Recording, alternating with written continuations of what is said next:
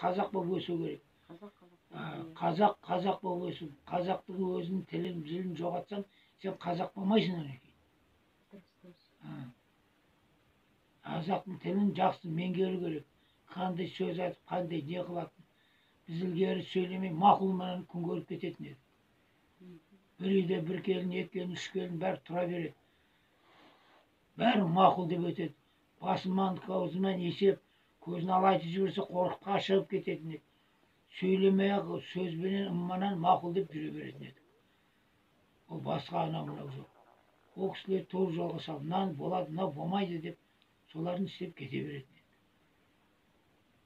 Бұрын әжелерімізді ақ жаулық киді ғой енді, көрдіңіз ғой сондай. Бастарынан кимешек, орамал тастамайтын ғой. Шаштарын қимайтын, шаштарын көрсетпейтін, әуреттері жабық жүретін. Қандай тәртіп болды. Ол уақытта бәрін қадірлеп, құрметтейтін де үлкеннің бәріне. Біреуіне сөз айтты, мақұл деп жүретін.